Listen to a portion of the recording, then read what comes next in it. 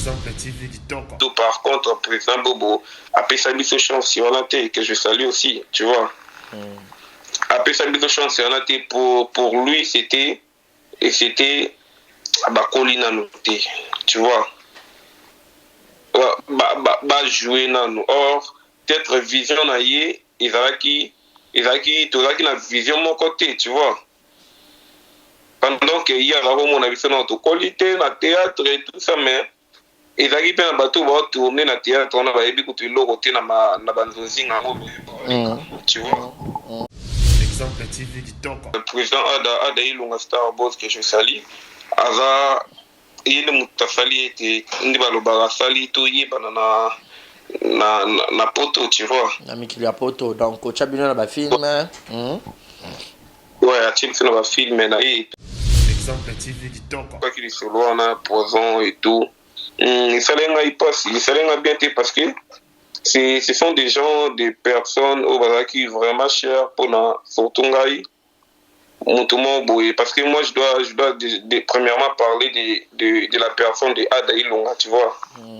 C'était Eva Moutouma Boye, qui a fongolé le porte, a fongolé Moutima et tout ça, parce qu'il m'a fait la bénédiction, l'équipe Singapour, aidez-moi, Mobali, Oyo, Star et tout ça, et Simbila. Donc, à la Moutouma Boye, à Salaba Bilo, Boye, peut-être un peu marquant, tu vois. Exemple TV Kitoko. Je vais souhaiter malheur pour Nangaï. Oh, malheur, on est bon en bonheur. Voilà ce que vous s'adressez à Nani, c'est ça le problème. Non, je parle de gens, nous, mabe nanga mo boy soit eloko mo boy ba ki pona nga ba bimi ba sala ngomba moko bato ba ko luka ba fete nga peut-être malheur na vie na ngai, tu vois. Exemple TV Kitoko. Problème o le ka toto marquis sa bominga kota mutu. Marquis sa bominga kota mutu. C'est qu'on appelle cet exemple. Comment est-ce possible ngana ko boma yo côté ya mutu o ngamo na chawa contact na yi. Point d'interrogation. Exemple TV Kitoko. Rien à dire. Abonnez-vous massivement sur Exemple TV. Batou Bolinga Nada, encore commis à sans périque boy. Faut vous s'abonner. Vous s'abonner à Exemple TV. C'est Exemple TV. Vous s'abonner belé à la chaîne YouTube. Exemple TV Kitoko. Rien à dire. Il y a un exemple à suivre. Cette fois-ci, Exemple TV. Si on voit un exemplaire en autres, il y a s'abonner. Exemple télévision, c'est vraiment un exemple à suivre. Il n'y a pas de polémique, il n'y a pas de conneries, il n'y a pas de... C'est vraiment... Il y a dans la lignée, il y a dans la nzela.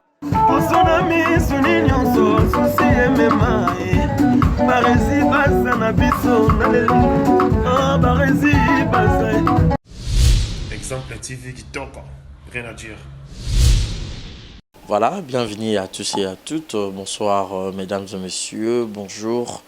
Tout dépend de l'heure à laquelle vous allez sur cette émission, présentée par moi, votre humble serviteur, Barizi Baza, messieurs les journalistes. Alors, c'est toujours avec plaisir, avec joie, que j'ai cette habitude de vous présenter cette émission en direct de Kinshasa, la capitale de la République démocratique du Congo. Merci beaucoup à cette grande équipe qui réalise cette émission. Merci beaucoup, ils travaillent vraiment au four et au moulin pour la bonne marche et puis la réussite totale de cette émission. Et puis grand merci à notre Dieu créateur qui nous a permis à ce que Nazal Bossonabino, il nous a encore donné ce souffle de vie, il a encore renouvelé davantage. Alors grand merci à lui, tendre père, le sponsor suprême d'Exemple Télévision et puis de ma vie et de tous les abonnés d'Exemple Télévision. Donc quel que soit chrétien, croyant, nous t'accueillons M. Zanzambé. Alors, il y a un maître à Nyonso. Merci à Yannick Chamba, les sponsors officiels de Exemple Télévision. Motema Clarisse Ganga, Maman Sociale, Maman Africa. Pourquoi pas penser à Malik Arafat, Arafat Malik, Bébé Seignol. Il y a Maman Nakenaya et puis Primaël, Monica Makambo, fille de disque. Et puis, un grand merci encore une fois de plus à Jérézine à la merveille, moi, à Mamie. Et merci encore une fois de plus à lui-même, Djogo, les mamans habitent Chiquito, Julio Monamputu, Yegeto Kamazi, mon papouche, depuis Montréal, depuis le Canada. Alors, tous, Toyebin de Toyora, que Poto et Zara Cimetière, il y a artistes, Poto ezalaka mpe na cimetière ya bato ebele moto mosusu bomonaki na kina azosala gaz azosala ampleur et tout mais akokoma na poto selon réalité akokota kayu akokende kayu donc akoyoka na lisusu te par exemple moto mosusu boyaki musicien ayaki na poto omona akoyoka na susu te c'est peu on débat parce que pour tous ça faut ça la caillou mais c'est différent dans tout monde ça il y a débat le bi yo so mona chukuma alongwe Nigeria kuna ake poto pour que ça la caillou que ça caillou te que n'est pas que ça film kaka donc est-ce que c'est même le cas pour un artiste comédien na biso ba artiste musicien na biso ba tunyo so ba sala ba komo na nenga Kinshasa mais ba ki na poto niveau level na bango na poto za différent. Est-ce que kunda rapé biso ba pandisa ngote to nini est-ce que kunda pe ba jazz kavolo est-ce que kunda est-ce que kunda pe ba artiste comédien belé alors aujourd'hui j'ai le grand plaisir ya ozanaye tozoé par Diplex un artiste comédien il a juste marqué son époque na petit temps boy et puis au sala que à une peu grâce à Kena poto de dans en Canada Marcus de Couleur to me un peu robengaye to so anaye.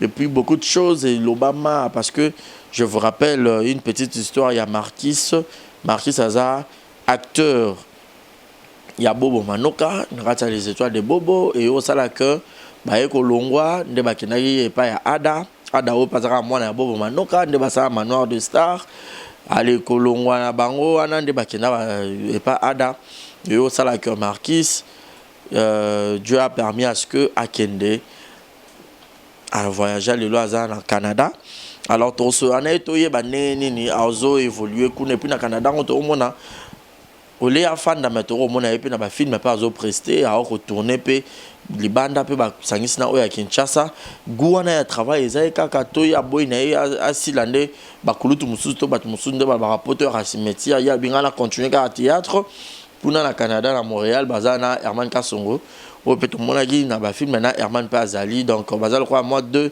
artistes comédiens au bazar en boka parce que belé ya ba artiste to ba ki na Europe mais ba on peut na côté Amérique kuna bazal quoi ba on mi balé alors to so ana Marquis de tout parce que ba makambo pe bande konaye président naye Adailunga ba makaba poison bima kiawa ba makambo naye pe ba komone pe tanga maka ba audio e bimaka soki ya Eliane soki ndenge ni makambo belé donc le lot vraiment Toroso anaye de tout sauf rien. Alors pour ne pas que s'il s'amalo bassin pour autant qu'il y a acte, alors je vais voir si il est là déjà en ligne parce que photo bengae. D'accord, donc bon tenir bien rigueur hein. Ce connexion ça sûrement non parce que connexion à qui ça na ya poto era différent donc toko bien appel vidéo je crois comme on est en un profil là déjà sur bazo zoomelenga donc voilà pour que tout solo anaye toye ba vraiment comment est-ce que évolution naye ba marambo belé donc le lopena avec ça à cœur ouvert à solo appel non ba fan naye de tout le monde appelle ba kulutu belé depuis ba musala ngo poto ngo pe est-ce que voyage peut contraraper bien na ça vie artistique il y a pas comédien il y a pas artiste nyonso est-ce que parce que tout le monde a rappelé ba Nigeria va évoluer qu'est-ce qui fait qu'est-ce que bon évolution pesant ba comédien na biso bazo évoluer peut très bien mais na ba pour musu ba ça ra net bazo qui dit ça bango net bango boy bon on est en train de lui appeler ça sonne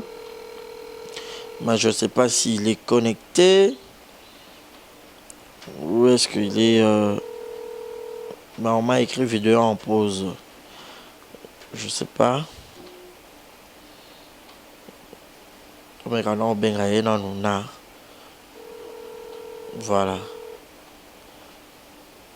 Dans mon vidéo à Zozoate, bientôt on bengena.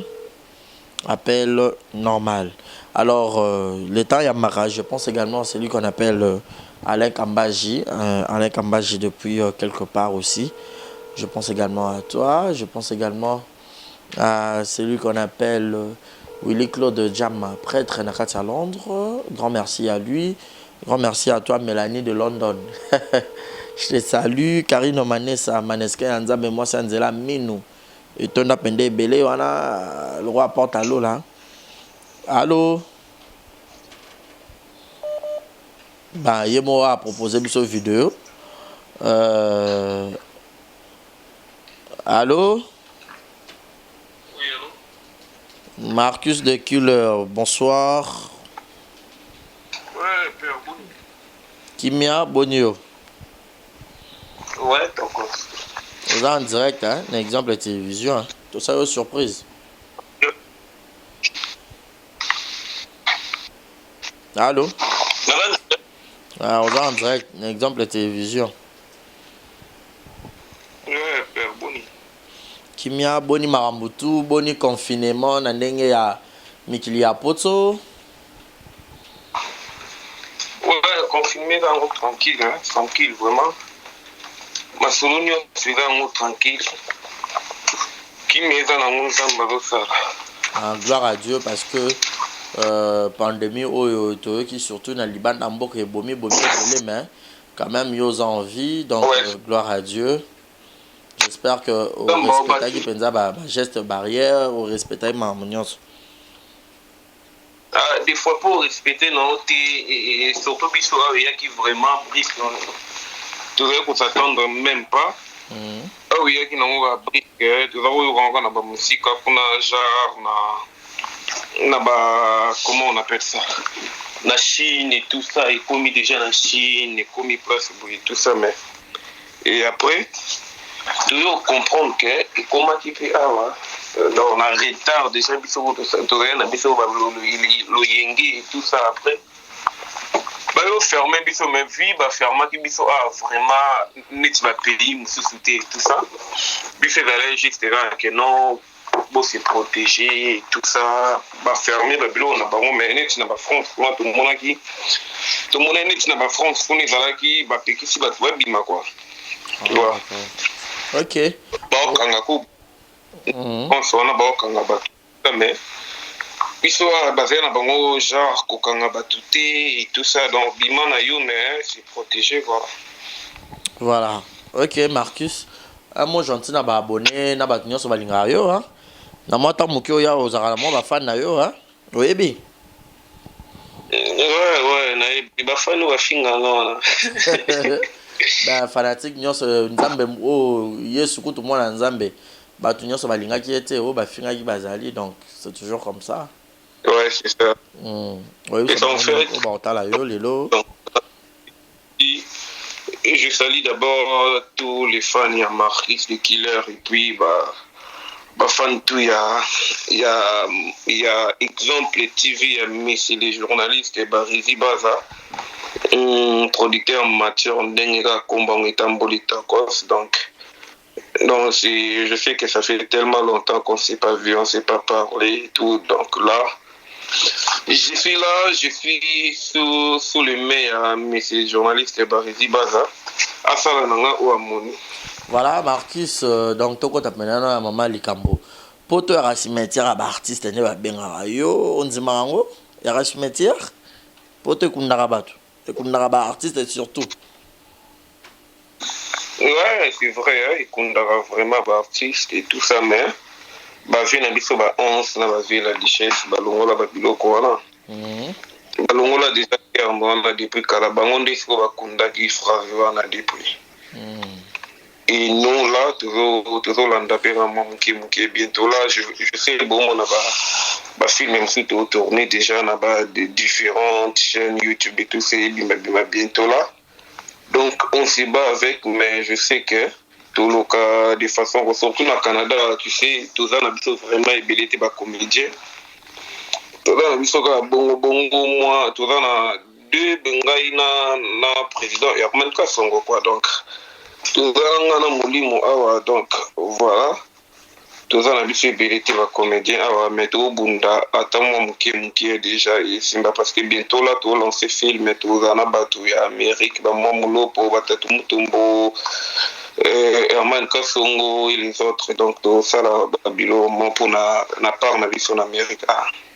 Donc yo particulièrement ou soit personnellement aux lutter contre comment dirais-je kokundama nde balobaka cimetière donc tokundama te tozala toujours actif tournera quand même. Ouais, en fait, avant peu, il y a plus bon parce qu'il n'y avait pas, de chaînes YouTube et tout ça, tu vois. Ah, ok. Mais on peut savoir que Belé ouais, c'est ça. C'est un peu ça, selon mon avis, quoi. Donc, il y a qui moi, bongo, chaîne YouTube, et CD, et tout ça. Mais aujourd'hui, on voit presque acteurs nions dans la chaîne YouTube, tu vois. Donc, tout fait ce qui me barise, mais c'est les journalistes là pour ça, mon Marquis, du coup, a une chaîne à Marquis, le killer officiel, donc Marquis officiel TV. Et du coup, à mon malgré nos salles, parce que là, bateau de tournant, là, on va gâter, mais au moins, c'est mon travail pour ça, mon angaï, na chaîne Nangaï, Marquis officiel TV, et puis je fais des directs là-bas. Instagram et tout ça, voilà. Voilà, sinon tout ça se passe bien. Bonne madame. Ouais, nous c'est ça bien, ma soeur, nous c'est ça bien. Madame, ça bien. Ouais, elle est bien, voilà. Voilà, parce que on peut bien répéter. Non, on répond c'est bien. Na c'est parce que ba rumeur marqué ça Kimi lisusu na Canada, Kimi na Dubaï, à Keboé. Maman mo belé. Mais c'est juste parce qu'on s'est dit tous les canaux à TV, tu vois.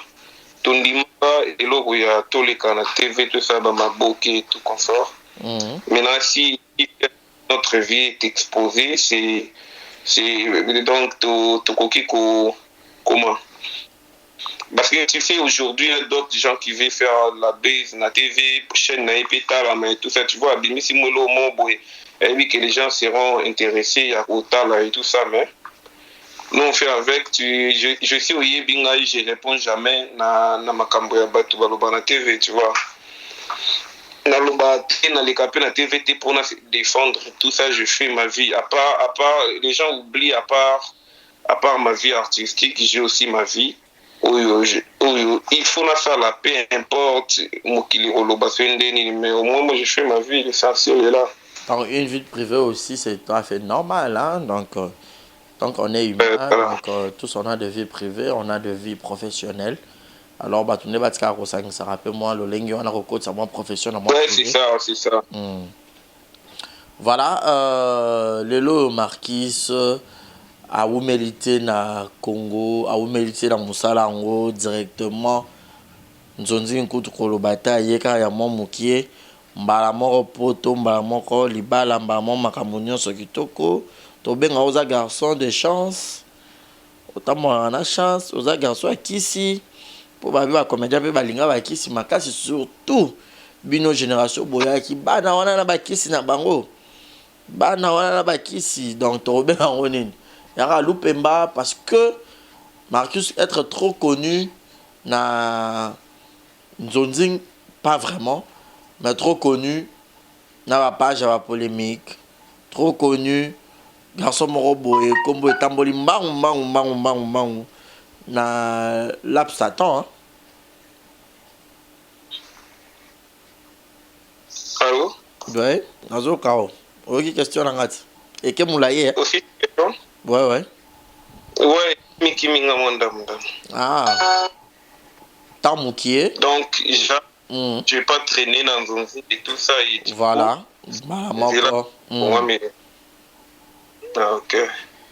Bon, tu sais, en guise de tout, il faut rappeler que le Dieu existe, tu vois.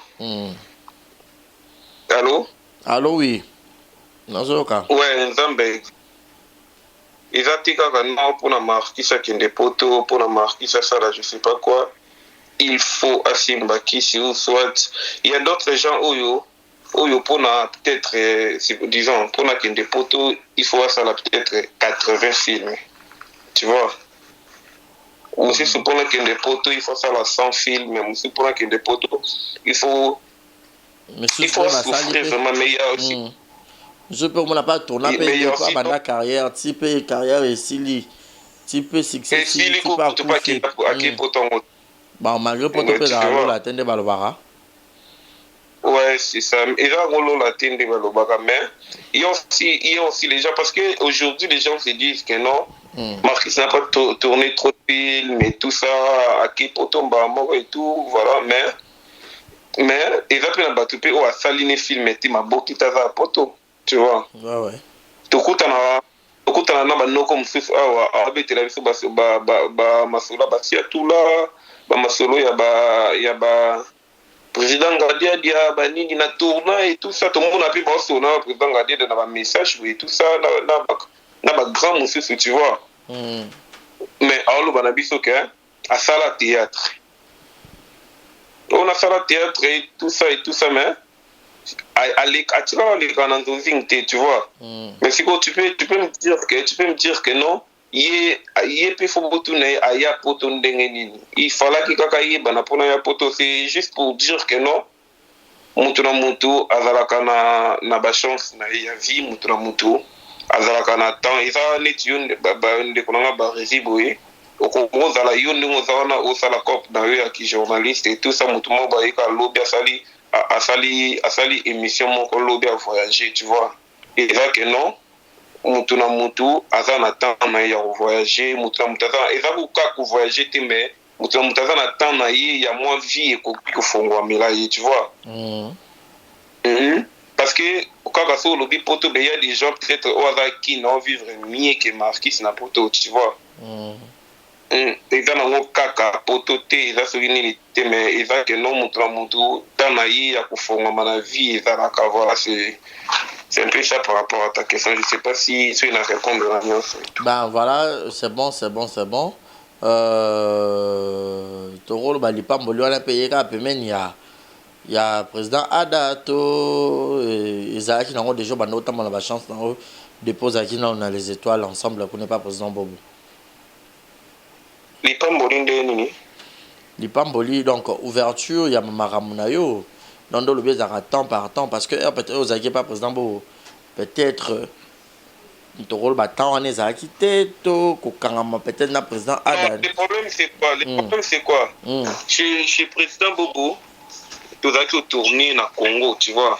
Le président Bobo tu as tourné na Congo. Il va refaire un biso ba maboke na biso ya Congo, mais par contre la ligne à différencier bangote parce que na président Ada Ilunga Star Boss que je salue ava yele mutafali était ndibalo ba sali to yeba na poto, tu vois. Na mikili ya poto donc chabino na ba film. Ouais, à Tim va filmer là et tout ça, tout est banal. La poto, par contre, président Bobo, après sa mise au chance sur la tête, que je salue aussi, tu vois. Après sa mise au chance sur la tête, pour lui, c'était Colina noté, tu vois. Jouer dans nous. Or, peut-être vision naïe, Izaki, tout ça qui a vision mon côté, tu vois. Pendant qu'il y a mon avis sur notre qualité, la théâtre et tout ça, mais ils arrivent à un bateau pour tourner dans le théâtre, on a écouté le côté dans ma banzozing, tu vois. Mais il s'agit que non, il s'agit que tout que na Star Boys Ada Ilunga et tout ça, mais qui sont na TV Simbi, tu peux apprécier et tout ça, et voilà tout le cas. On pourrait dire on a révolte pesa moins bien. Pour ceux qui se révoltent, il y a des mais peut-être qu'on a besoin. Mais on peut être. Mais dans révolution, parce que à chaque fois, si le Simba, il faut se révolter pour le Simba, tu vois.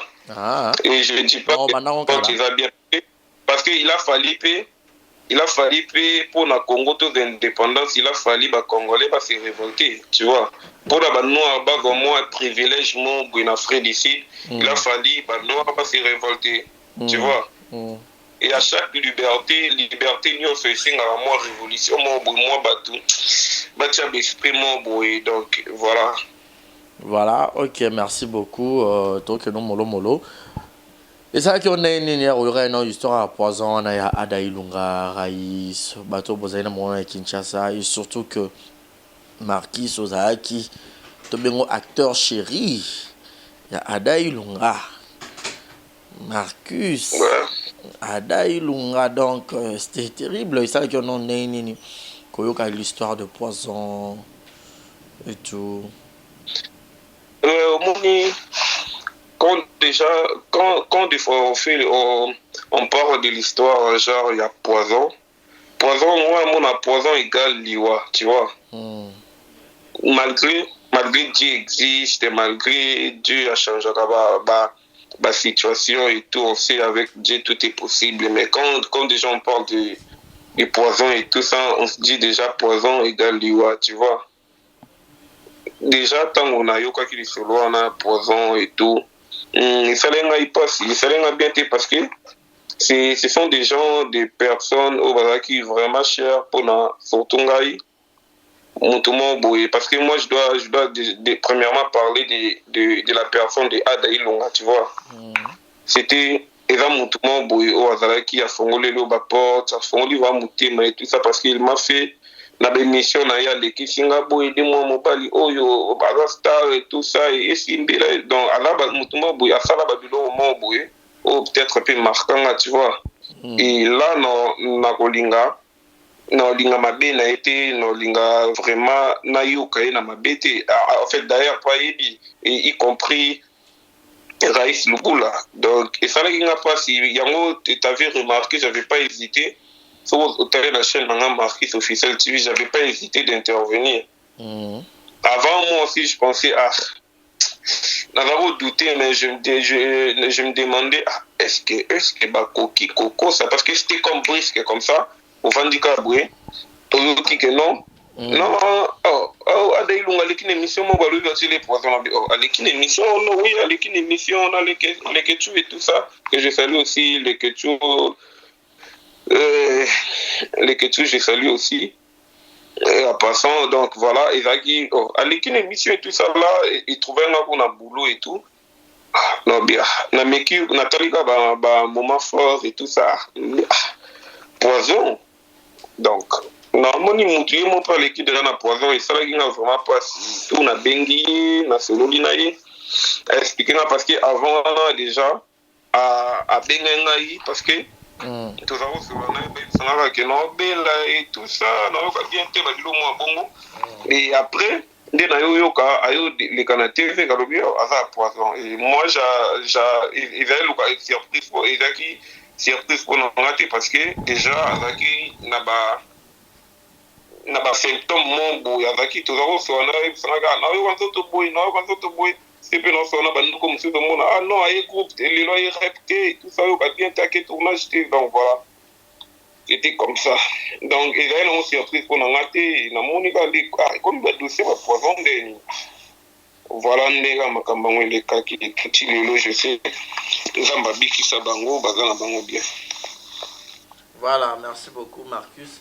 Mais sinon, quelle est peut-être la relation aux autres gardés Tilelo Naba acteur, Yamanoir, excusez, y compris mon président. Parce que l'émission m'a bien regretté qui place Bazolo comme Amnae, Yozana ou Kalakate, ce que c'était quoi un peu l'émission, quand je crois, où tout ça récent. En fait, il a regretté dans le sens où il y a un bêté. Il a regretté juste que la série m'a poison, il y a qui m'ont moto et tout. Il y avait des gens, peut-être ma baie. Tout le monde a le bar, il y a aussi l'émission, il y a le lobby, ma baie, dans une place, il y a Zalaka. Au lieu d'intervenir, mon tir à la bouche baie. Non, en fait, non, limité. Quand tu parles, Nathan, il y a poison, je crois pas.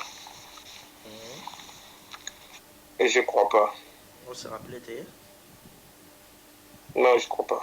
D'accord, peut-être le kilo, l'émission en haut, et puis nous allons mettre ça. Mais le lot, maramba, bima rébellé, hein? Combat ma fille, bima, wana béliane, et tout. Herman Kassongo. Maramba rébellé, très, maramba rébellé. Et le lot, yosa plus, Herman Kassongo. Mais habité qui a mis, tiens, oui, à Yonaye. Et comme il est trop macassé, hein? C'est parce que quand des Congolais, moi, quand artiste, beaucoup de temps, au Canada, on a une statue. net kaka eswa bato mosusu to eza kaka ke tokutani na ndeko? Moi, premièrement, tu sais, je ne vis pas en dépendant de mon tout. Je sais que oui, et na vivre à peine na hypocrisie mon côté. Il y a un avis ça vaut dès le début. Naza mutumo boye na bato ba yebi ngabi ba yebi que ma fille c'est une personne au asilikane pamba caprice et tout ça ba caprice et belé et tout ça. Et puis na vivre à te parce que mutumo ba sali mutu loko il faut ngana sara swendeni na koma swendeni non tu vois. Herman Kasongo quand on a dit ma colonanga na Canada awa Herman Kasongo que je salue aussi président du groupe Congo. Donc c'est parmi les gens parce que on a dit non awa na kuta na ba fan o anga ya Marquis na kuma kuta na bango ba fan ba ba Marquis il faut ça la boyer chez Simba il faut ça la boyer yo na papier na yo ba mikandano et tout ça il faut ça la boyer tu vois ndenge za là ah et parmi tous ces gens là ba master wana ndio so ba ba fan et tout ça parce que ba fan ba zindo de ba fan baolinga yo mingi parce que baona na musika et tout ça mais en réalité tango koma pembeni na bafana ngo omona pe makambo na bango ndenge mosusu tu vois. Allô? Oui, allô, nazoka. Donc voilà, tango na ye na komi na Canada na ve moi makambo parce qu'il fallait qu'il ba directif ba tout ba sala la bilo na ba prai tout ça prai non il faut ça la mais na prai wana ba oyebisa yo il faut ça la be pesio ba numéro et tout ça yo benga oyebi ba procédure musuti ndenge tambola mais j'étais là avec Herman Kasongo tant azongi Canada azaku aux États-Unis abenga non Marquis il faut moi là na ko kende tant na yi poto bato ba yebi na ko kena ba ko vraiment que non na lande la banti qui tout ça et tout ça, on a bêta dans moi 3 ans, mort ya bantique, na kende, tout ça. Mais pendant que j'oublie qu'il y a aussi une famille qui est à côté, bah, ça pour ça, moi, marqué, c'est loco, bah, à cause d'appel un problème, ça pour c'est loco, tu vois. Or, il y avait aussi des cours, il y a cours accélérés, on a coupé pour ça, là, mais bah, tout ça, oh non, kende, boy, ça, là, mais quand j'ai nationalé, Herman Kasongo, il faut marqué, il faut ça, là, boy, il faut ça, là, boy, et je le fais. Herman wana oyo bato ba omona mabe po na zana ye tu vois yo mo boye bike ba dama mabe mais ngai po na ngai et je le vois c'est quelqu'un qui m'aide na ba directif mususu ba maka musuna sala tu vois aya ba sali ke no kindo sala na kepi na sali bo isimbi ayi bon problème ezati na kina asolo na boss na bango musala et tout ça ba yeba ngajinga ngata ona yaki Canada na kome Canada na zaki osala pona ngana zako yeba ke no na sala na ngaka na ba salaire mo boy kaka ya ba boy en attendant mais sikoyo franchement na éviter les pourquoi ngana ozana problème na ye bah ça on sort rancune à nos frères na yo mais yo mo peut-être oui que ils ont murmuré que bah tout net va limiter aux anaye mutuno et bisingati OK parce que là va dire on a le but c'est comme si bah on monnaie ma mais yo monnaie mutu malamu.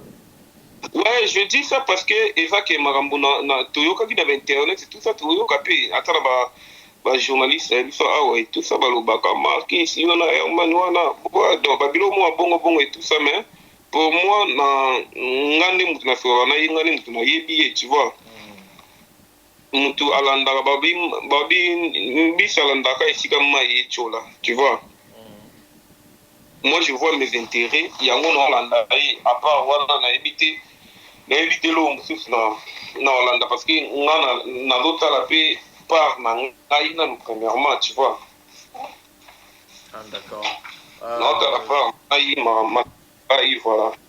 voilà lumière la pseudo qui est déjà enregistré donc énormément un peu rapidement aussi mais sinon de bonnes relations avec tout le monde les artistes Yama Noir Yemoro président Ada tous les autres Fendi Raïs et tout ouais tout bon tout cela vraiment mais on est en bon terme oh bon cela vraiment tes points kosolola bon depuis mpe kini tozali na biso solola ebele te depuis kini ezalaki kaka noir masoza kote nini oke ezwa adresse kotelanga place boye kotelanga place boye mwa bamakambo boye so mpe eza baaide tout ça tosololanaka mais genre ke tata bodi oza bien olie nini omeli nini et tout ça babiloko wana toza kosolola yango te depuis kala tu vois et vi mpe badécalage ya heure et tout ça nga awa tozala na bekar soki ya ba 6 heures peut-être nga nakokomele lelo ya répondre nga lobi nga nakokomele lobi ya répondre nga répondre nga lobi kuna ye mpa kokomela nga lelo na répondre lobi tout ça donc ekomaka babiloko ya bongo siko ere oyoka mwa bamurmure barumeur ezobimaka Marcus tout en étant marié mais Marcus nesi kaka barelation ya libanda ebele botolaka basi ya bato ozalaka na bakisi mambo ebele ogera yango ndeni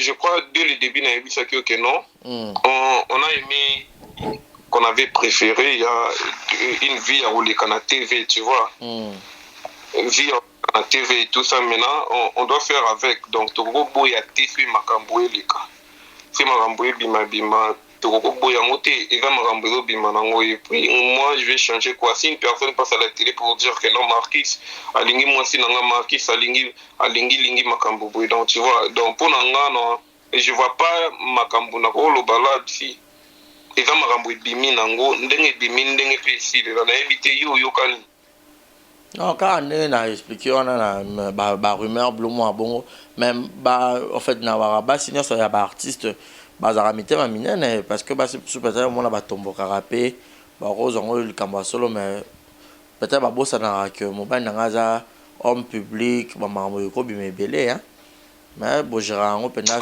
ça se passe très bien j'espère. D'accord. Voilà, jusque là, Obi Kalati tozela pe bon film moko ils a tourné par Bino Pekuna, mais déjà tout le monde qui a un film moko pas ya de bandal. On n'a pas peur on a film quoi. PDM TV, on a PDM je pense. On a tourné avec les Miatemo et Herman Kasongo Ngai et les autres na Kine, tout ça déjà, ils ont sur PDM TV, mauvais souvenir, je pense.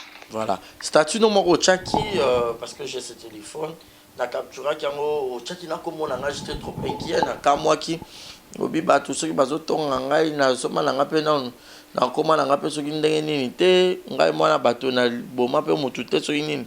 Apparemment tu t'es adressé à mutu to ndenge nini.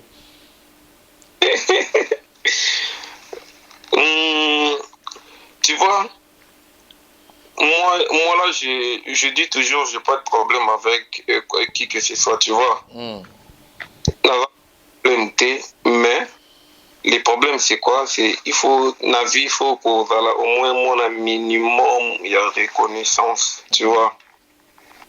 Quand aujourd'hui, moi, je passe à la télé pour parler peut-être un des présidents Bobo, parce que je passe jamais à la télé pour dire ce que je vécu chez le président Bobo, tu vois. Ou soit dans les étoiles de Bobo, mais je passe à la télé pour montrer juste minimum, il y a reconnaissance, il y a Ndenge Asala que Marquis à côté, à la route, il y a Maboke, il y a cinéma, tu vois.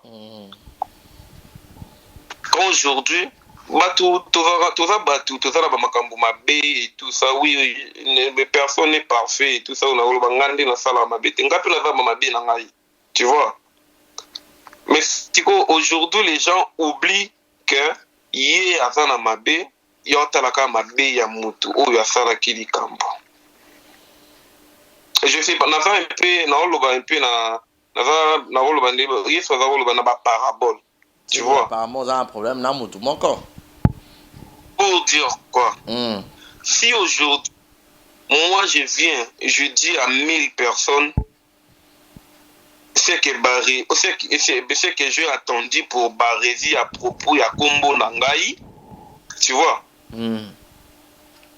C'est-à-dire, quand on a découvert vérité, je dois aussi aller revenir chez 1000 personnes là pour leur dire que on a eu pour la Barési et par la kilo. C'est ce que moi, et surtout dans le milieu, et surtout dans l'entourage de Yamaboki. Tu vois? Marquis n'est pas parfait. Marquis n'est pas parfait. Chacun fait sa vie.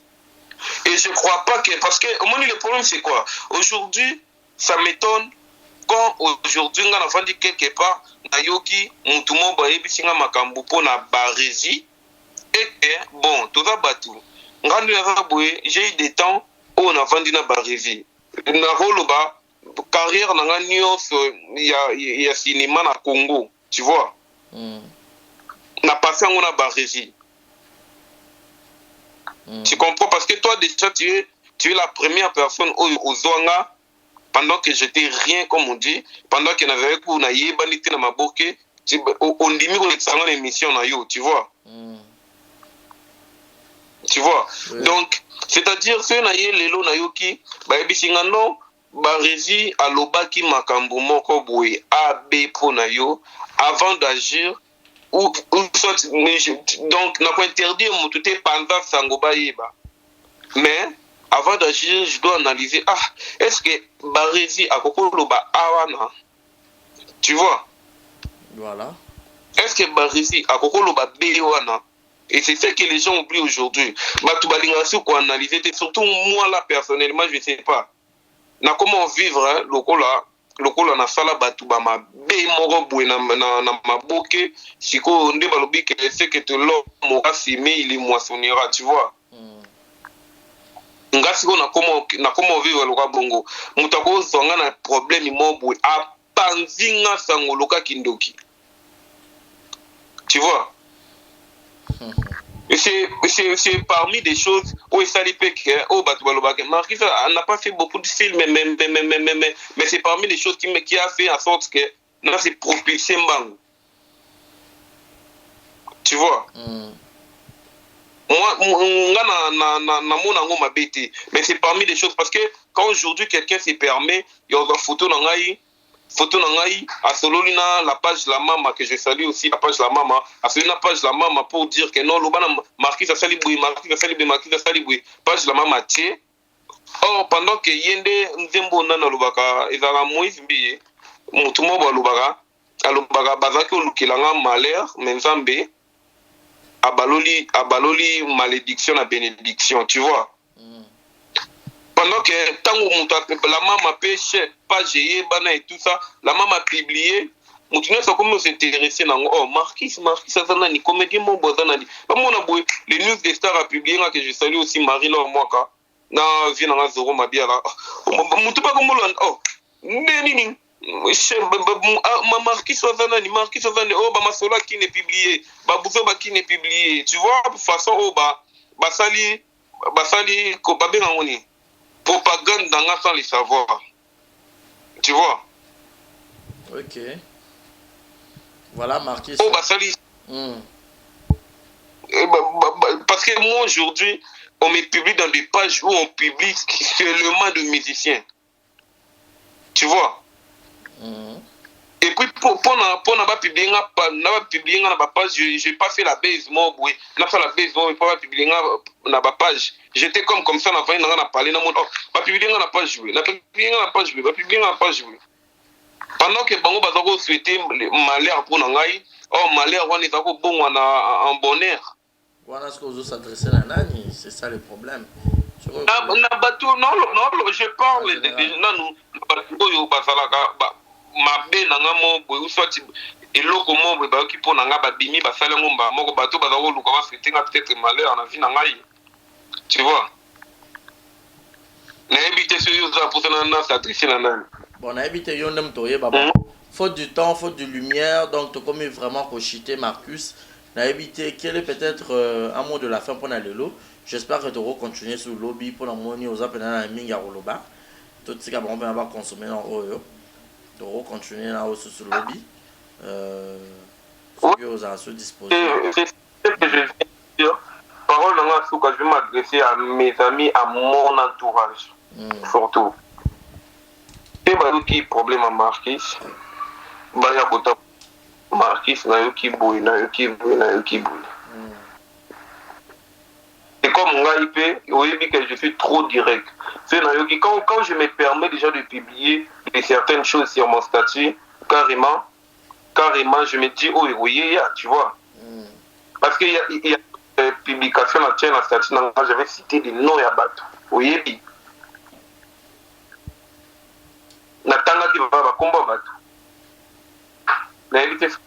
Parce que je me disais, comment est-ce possible mon tout le monde va carrière ici comme si yo voyage au ticket na carrière mais que mon tout a eu un problème no mo boy ayebi na comportement na yo ayebi vraiment na comportement na yo comme exemple non oyo problème oyo les cas toto marquis sa bominga kota mutu marquis sa bominga kota mutu.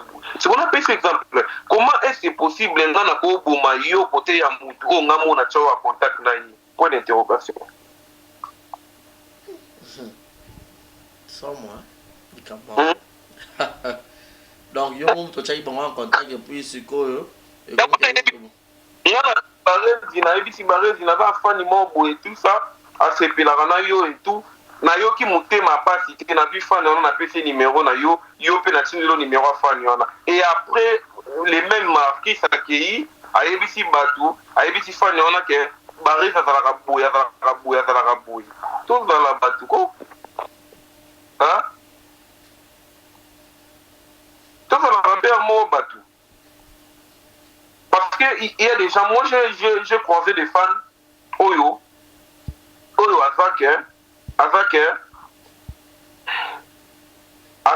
donc azana posa azala na posa ya numéro nanga depuis ba pesa été et na surprise mo ba publier na page mo boy alandeli kombo na ngande batu ba commenter ba identifier et tout ça alandeli tcha yo découvrir marquis na ta ko luka numéro no kutu kota mutu mo na mona yo mutu to rale pembeni mais ba pesa raté. Mais moi je suis parmi les artistes et comédiens au Badarafé au Montalobika na posa numéro ba Zimba mo na tindi na posa batu oyo on a évité mutako contestant o alobaka na oyo apesa numéro mutu akomango na commentaire na émission na ndimité.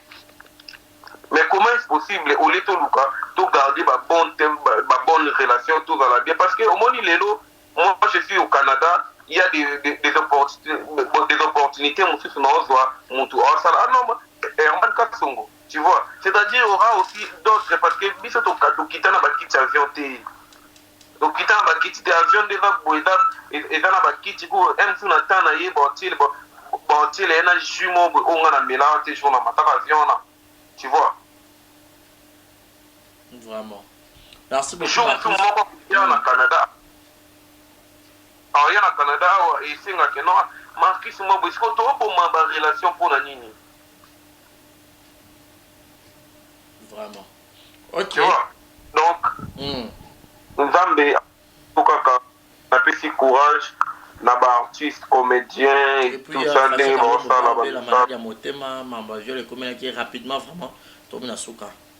Ouais, je na président Faché Kalumbo parce que na solo là et tout ça. La solo là vraiment, donc on est toujours de cœur avec lui. Courage aussi, je pense bande kunanga manoir les stars bazaki empoisonné, ils ont basengé tout, vraiment en bonne santé donc. Et ça lui fait bien pour que tu aies et tout ça, tout solo là, devant ma femme Nabiso, et ça lui a vraiment grand temps. Voilà, merci beaucoup Marie, c'était un réel plaisir à partager ensemble ces temps, ces bons moments ensemble avec toi. Alors je dirais déjà vite fait, avant ma dédicace, on a Canada, à part mi à témoin de Star Bami Bali, Star Bami Basi au Canada, il y a Rasunan. Ouais, na Canada, on a micro. Bato basara msara molo wa biso. Na ba ope ba kopiara biso. Mais va clair oui Marie-Laure. Ah Marie-Laure Mwaka, yom ta simbi Canada. Na ba ambassi hein. Et bato ba journaliste, ba chroniqueur, ba chroniqueuse, donc médias en ligne ou ça la peut bien sans polémique donc problème est noté. Marie-Laure moi canapé si mbote. Merci beaucoup Marcus, quelqu'un de dédicace. Toka bo anabiso. Togeza. Ouais.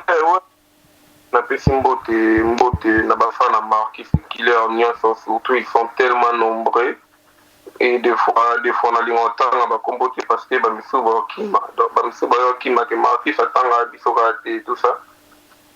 Donc na linga bafana nanga nyonso répertoire nanga mobimba vous êtes tellement nombreux na ba opportunité otanga bino na nini na Facebook nanga na on fait non ça ba direct nanga na opportunité otanga bino donc je vous aime tellement. Comme je dis, na abonné sur un Marquis officiel TV et un Marquis officiel. Il y a monsieur les journalistes de Barési, par exemple TV. Si vous avez fait moi tamo boyo beti na chaîne ordinateur na TV na Marquis officiel TV. Pour s'abonner à la chaîne de Konabino Marquis ou avant pour ça mon la Marquis. Et pour un grand merci na Yomoko, monsieur les journalistes de Barési, c'est pas donné à tout le monde pour y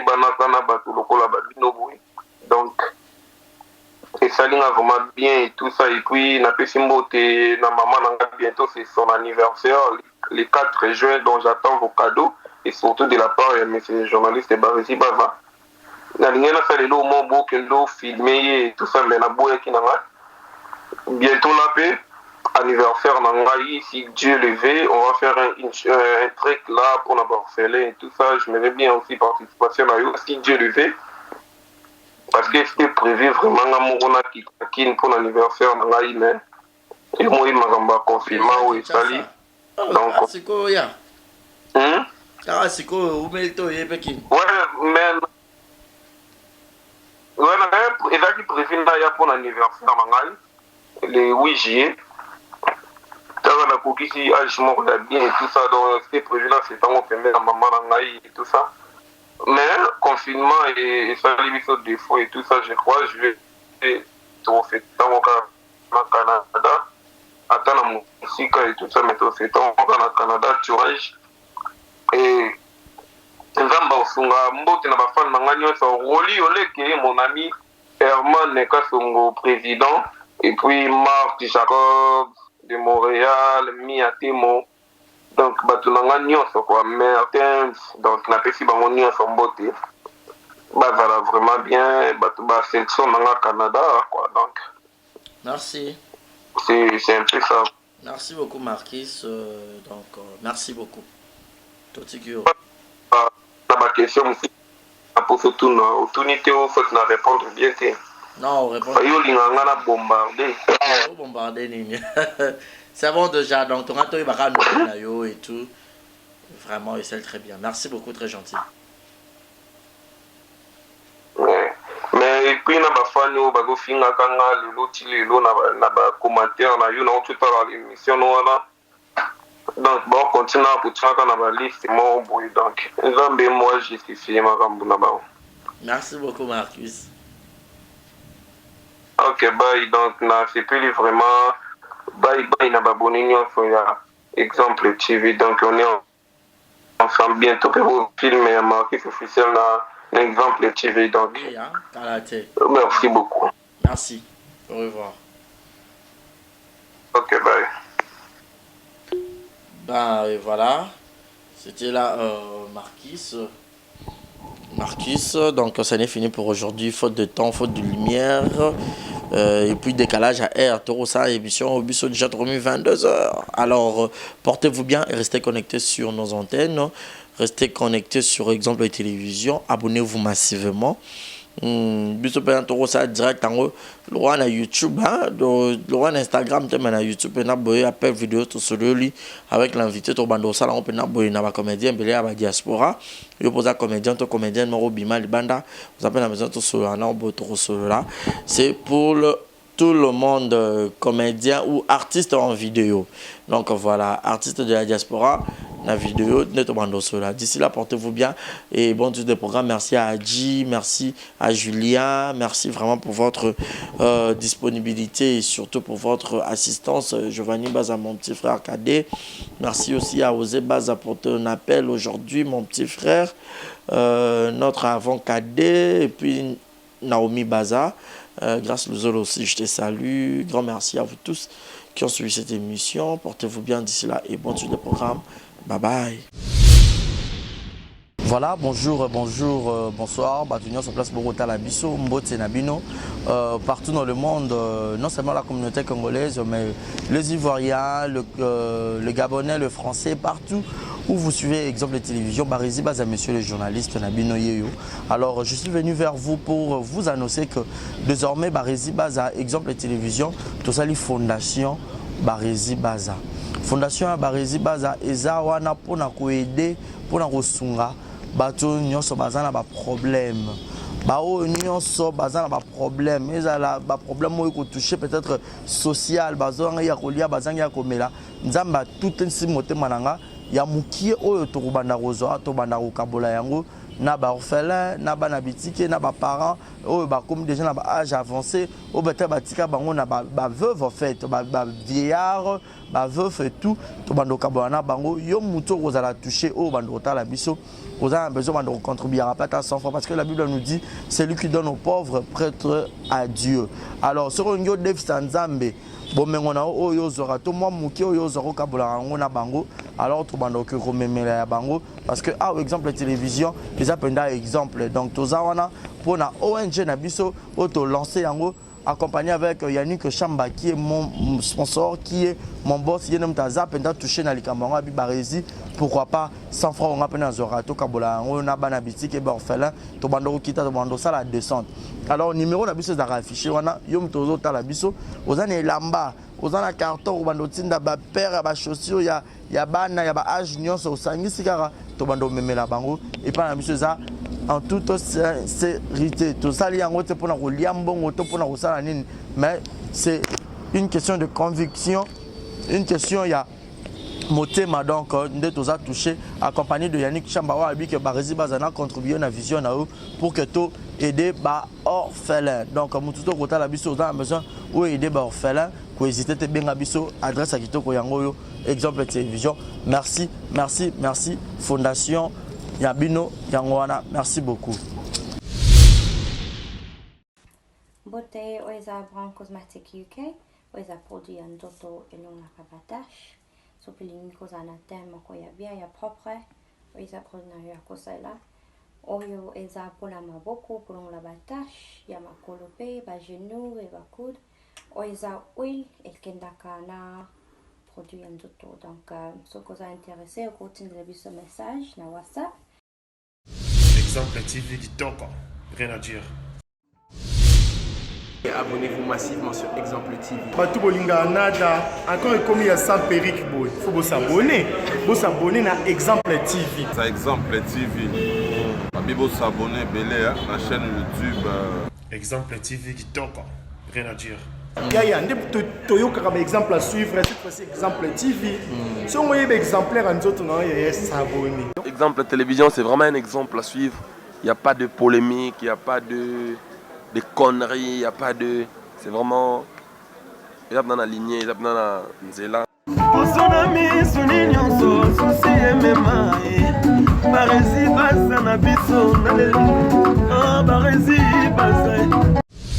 Exemple TV Kitoko, rien à dire.